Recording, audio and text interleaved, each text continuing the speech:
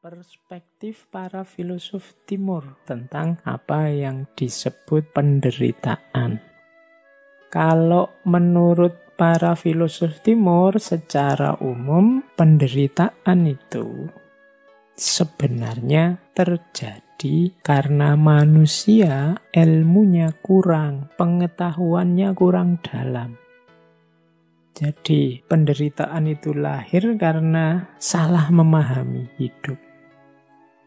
Makanya nanti di banyak tokoh-tokoh pemikir besar dari timur biasanya untuk mengatasi penderitaan pertama-tama harus dibereskan pengetahuannya, jalan berpikirnya.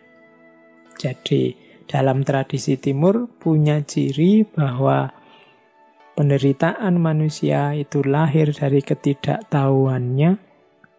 Orang menderita itu karena kesalahan berpikirnya, maka dia harus memperbaiki kesalahan ini, kemudian mulai berpikir yang dalam. Kalau di timur, berpikir ini kemudian diawali dari dirinya sendiri. Kenapa kok harus dari diri kita sendiri? Karena yang menderita kita. Kenapa kok kita menderita? Ya karena kita ilmunya kurang, pengetahuannya kurang luas. Seperti kemarin ya waktu kita belajar tentang sakit itu loh. Saat kita belajar tentang sakit kan seolah-olah sakit itu hanya negatif saja. Tapi begitu kita buka beberapa simpul pengetahuan tentang hikmah-hikmah sakit, kemudian terasa bahwa oh iya ya ternyata sakit juga bisa berdimensi anugerah. Berarti apa? Banyak mungkin penderitaan-penderitaan yang kita alami itu lahir karena kita tidak tahu rahasianya. Tidak tahu hikmahnya. Kurang luas wawasan kita. Penglihatan kita terbatas hanya di situ sehingga terlihat seperti penderitaan saja. Padahal mungkin kalau kita ngerti porsi dan proporsinya juga peta luasnya, mungkin kita tidak jadi menderita. Maka para filosof timur itu banyak yang masuk lewat pintu ini bahwa enggak, penderitaan itu lahir karena pengetahuan kita yang kurang. Pertama-tama pengetahuan tentang diri kita sendiri. Makanya para filosof timur, pemikir-pemikir timur itu lebih cenderung menyarankan pertama-tama membereskan diri sendiri. Pertama-tama membahas siapa aku, dari mana aku, apa sih peran dan posisiku dalam hidup ini, dari mana asalnya rasa menderita ini, apa tujuan hidupku, dan seterusnya. Kalau pertanyaan-pertanyaan penting ini terjawab, insya Allah nanti banyak hal-hal yang kita kategorikan sebagai penderitaan akan ketemu jawabannya. Nah ini cara berpikir semacam ini cara berpikir khas para pemikir timur. Jadi tidak melihat ke masalah tapi melihat ke manusianya yang bermasalah. Karena yang sekeliling kita anggap sebagai sumber penderitaan itu sebenarnya kan hal-hal yang netral-netral saja. Dia jadi penderitaan ketika kita persepsi, ketika kita cerna dan kita beri judul sebagai penderitaan. Maka kunci pertama yang harus dibereskan adalah manusianya. Maka ayo hati-hati benar, sekecil apapun kesalahan, sekecil apapun kekeliruan, kita akan memanen hasilnya. Demikian juga sekecil apapun kebaikan, kita juga akan mendapatkan balasannya. Perbuatan apapun akan ada buahnya. Kalau baik, buahnya pasti baik. Kalau buruk, buahnya pasti buruk. فَمَنْ يَعْمَلْ مِثْقَالَ ذَرَّةٍ خَيْرًا يَرَهُ وَمَنْ يَعْمَلْ مِثْقَالَ ذَرَّةٍ شَرًّا يَرَهُ. Ada kausalitas, ada sebab akibat dari perbuatan kita. Hidup ini memang banyak ketemu dengan penderitaan, Yang itu secara umum adalah bisa merupakan cobaan dan ujian, bisa merupakan pembersihan atau pengampunan dari dosa-dosa, bisa juga merupakan bagian dari perjuangan untuk sampai pada Tuhan. Ada kalanya penderitaan itu merupakan ujian, cobaan. Yang namanya ujian kan berarti pada akhirnya kita akan dapat reward kalau lulus. Orang yang punya perspektif ini, melihat apapun, mengalami apapun, akan dipandang sebagai ujian yang harus dia selesaikan. Dia carikan solusi yang tepat sehingga akhirnya dia dapat pahala, dia dapat balasan, dia dapat kebahagiaan dari Tuhan. Itu gaya pertama. Gaya kedua, penderitaan harus kita alami untuk membersihkan diri kita dari dosa-dosa, dari kesalahan. Nanti banyak dalil yang menyatakan bahwa kalau kita diberi sakit, kalau kita mendapat musibah, maka dosa-dosa kita akan diampuni.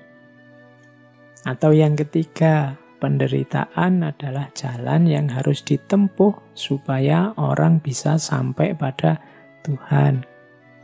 Untuk menuju Tuhan itu kan banyak usaha, banyak upaya, banyak hal yang harus kita korbankan. Entah kecil, entah besar, entah kita anggap berat atau kita anggap biasa atau kita anggap ringan. Tapi kan di situ ada perjuangan, ada pengorbanan. Ketika ada pengorbanan ya pasti ada sedikit atau banyak rasa menderita. Kita disuruh zakat, itu kan tidak enak. Sebagian harta kita dikasihkan ke orang lain padahal kemarin mencarinya capek. Kita menyebutnya pengorbanan, tapi itu kan kita jalani demi bisa sampai pada Tuhan. Disuruh haji, berapa sekarang biayanya haji? Sholat 5 waktu, itu kan pengorbanan mungkin di tenaga, pengorbanan mungkin di waktu meskipun sebentar.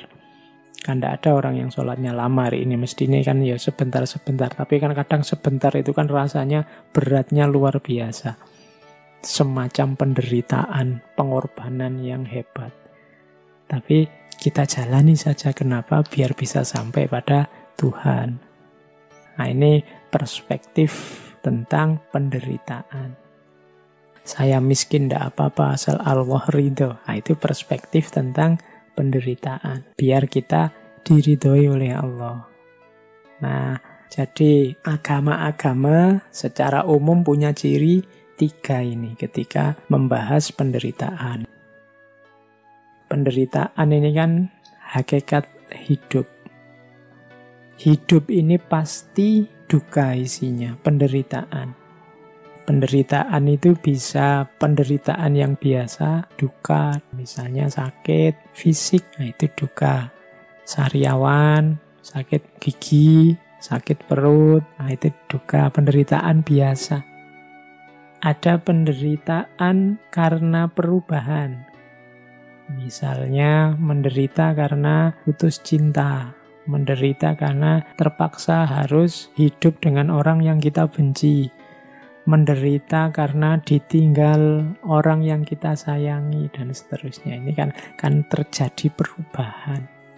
Karena apa? Karena situasi baru itu kan menyakitkan. Kemarin bersama, berdua, sekarang sendiri, itu kan menyakitkan. Kemarin tidak punya teman sekacau ini, sekarang punya teman sekacau ini. Akhirnya tiap hari makan hati. Ya, itu kan karena perubahan, itu juga duka. Jadi penderitaan karena perubahan. Intinya tidak tercapainya keinginan, sehingga kita sedih, sehingga kita merasa gundah, dan seterusnya. Yang ketiga, penderitaan karena kita sebagai manusia. Ini yang disebut penderitaan sebagai hakikat hidup. Bahwa sebagai manusia kita ini lahir dengan karakter manusia yang lemah, banyak keterbatasan, tidak berdaya, nantinya tua dan juga mati. Ada satu syair yang bagus, yang kalimatnya begini kurang lebih maksudnya.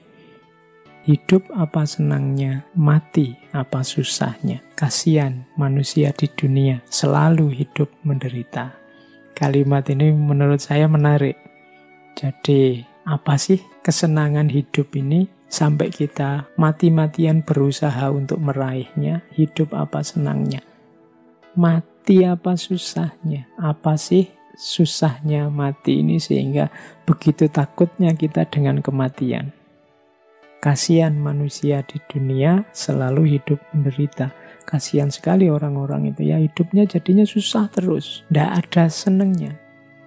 Kenapa? Harusnya dunia ini seneng, akhirnya tidak seneng karena begitu terobsesi mengejar-ngejar kesenangan dunia. Padahal sebesar apa sih kesenangan dunia itu?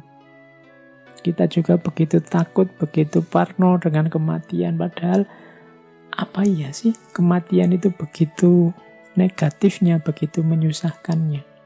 Ini saya dapatnya dari novel, tapi menarik untuk menggambarkan, sudahlah hidup jangan terlalu diambil serius. Hidup itu menyenangkan tapi juga tidak sebegitunya. Mati itu menyedihkan tapi juga tidak sebegitunya. Yang susah kalau orang terlalu memberati hidup, terlalu takut dengan kematian, akhirnya selalu hidup menderita. Sebabnya apa? Penderitaan itu ada dua. Nafsu dan kebodohan, kegelapan batin. Kebodohan berarti tadi ya, kurangnya pengetahuan. Kemudian kalau nafsu, keinginan yang tidak terkendali. Hasrat yang tidak terkendali. Jadi ternyata hidup kita ini menderita ketika hasrat kita tidak bisa kita kontrol dan pengetahuan kita terbatas. Berarti solusinya bisa menyatukan tadi antara timur dan barat. Kalau Schopenhauer tadi inginnya kita mengontrol nafsu, mengontrol hasrat. Dan banyak pikiran timur menganggap bahwa kuncinya di pengetahuan. Ternyata ya memang dua-duanya. Bagaimana kita bisa mengontrol nafsu, mengontrol diri kalau kita tidak punya pengetahuan tentang diri kita sendiri. Berarti memang dua-duanya penting.